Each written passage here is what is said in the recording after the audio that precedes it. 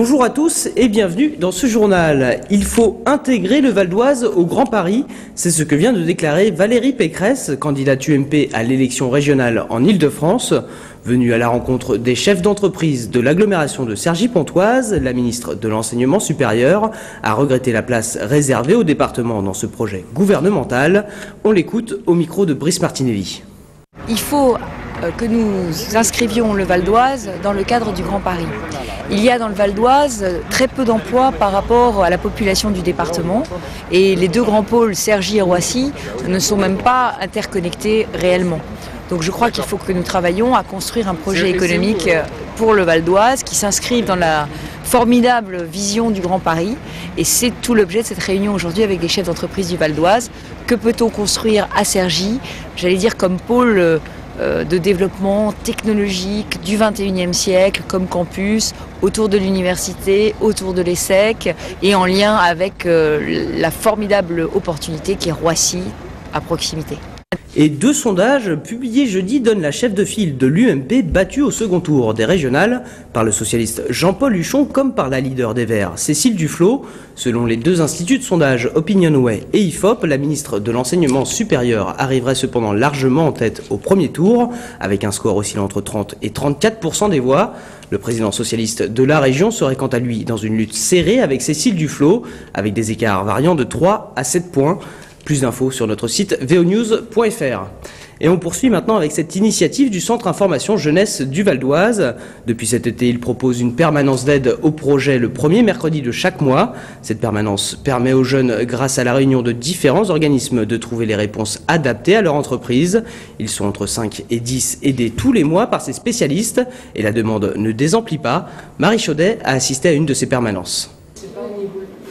Il est à peine 14 h et déjà plusieurs jeunes attendent d'être reçus par l'organisme qui les aidera à réaliser leur projet. Création d'une association, recherche de financement, conseil sur le statut d'auto-entrepreneur.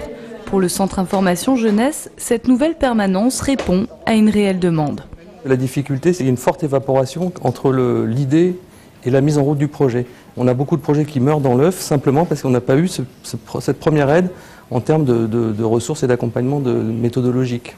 En tout cas, tout ça procède de la même démarche, c'est d'avoir un regard un peu positif sur la jeunesse, de considérer la jeunesse aussi comme une ressource et pas uniquement comme un problème. Étienne est étudiant en école d'agronomie. Dans le cadre de son cursus, il souhaite monter un projet autour de la biodiversité à Madagascar. Après des recherches sur Internet, le jeune homme était un peu perdu. Il y a tellement d'informations, c'est dur à trier, on ne peut pas vraiment s'en sortir. Et on tombe que sur des sites du coup français, avec des associations françaises, et on ne peut pas vraiment trouver des partenariats avec des associations locales. Et c'est vrai que on tombe un petit peu dans le grand bain, et puis comme ça on cherche, mais pour arriver à trouver quelque chose de concret, c'est pas évident. La permanence lui permet d'avoir un suivi personnalisé de son projet, grâce à Sophie Lavergne qui représente la direction départementale de la jeunesse et des sports.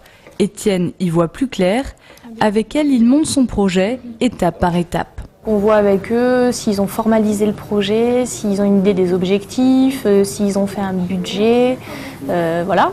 Donc on les encourage déjà à arriver avec quelque chose d'écrit, de formalisé. Et une fois que cette phase-là, elle est réalisée, on peut réellement commencer un démarchage. Parce que tant que la phase écrite n'est pas réalisée, non.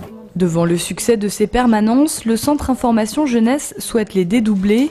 L'une sera consacrée uniquement au projet d'activité économique, l'autre à l'engagement et à la solidarité. Vous vous souvenez sûrement du Buena Vista Social Club, ce groupe de musiciens cubains au succès international. Eh bien aujourd'hui, une nouvelle formation venue, elle, du Congo est en train de faire parler d'elle dans le monde entier. Son nom, le staff Benda Bilili, et sa particularité, 5 de ces 8 musiciens sont handicapés depuis leur enfance. Mercredi, ils se produisaient sur la scène de l'EMB à Sannois et notre journaliste Johan Bensoussan les a suivis lors de leur répétition en présence d'un public d'adultes handicapés.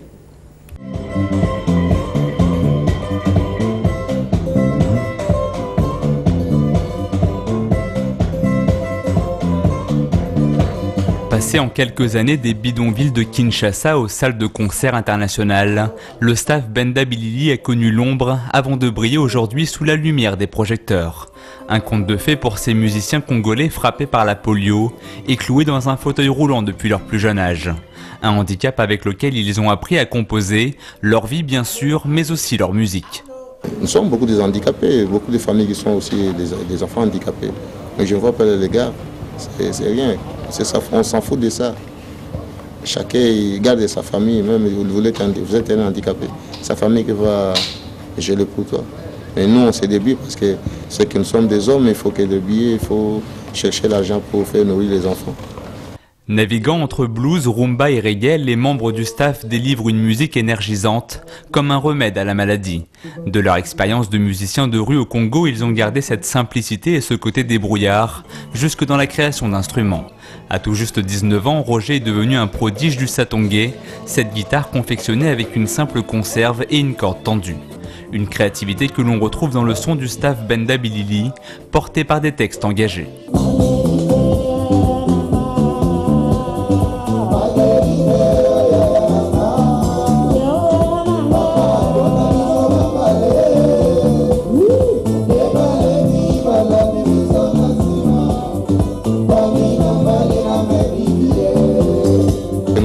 Nous avons des or, diamants, colbat, tout ça, mais on ne sait pas comment exploiter ça. C'est pour cela que je dis, on a dit que les hommes noirs, il faut qu'ils se réveillent. Et puis une autre chanson pour les handicapés, les mamans, il faut qu'ils amènent des enfants pour aller les vacciner, au kiné aussi pour la poliomyélite, ça ne vient plus encore. En répétition, ce jour-là, sur la scène de l'EMB, le staff a invité un public d'adultes handicapés à les rencontrer. Quelques questions, des regards et une photo. Un message d'espoir universel. Le but, c'est aussi de leur montrer que, avec le handicap, on peut faire aussi des choses super au niveau artistique, qu'on peut dépasser ça, aller plus loin et porter aussi cette différence comme un atout créatif. Groupe hors norme, le staff n'a pas fini de faire parler de lui, un premier album qui vient de sortir et un film prévu pour 2010, pour voir et écouter au-delà des apparences, la traduction de Benda Bilili.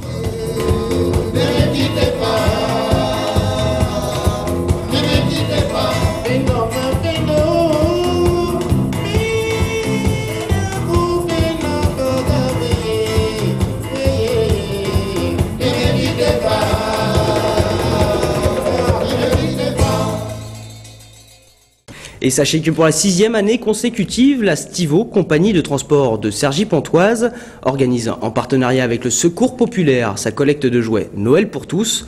En 2007 et 2008, 3 bus ont été nécessaires pour transporter tous les jouets, peluches ou encore BD récoltés grâce à la générosité des Cergy-Pontins.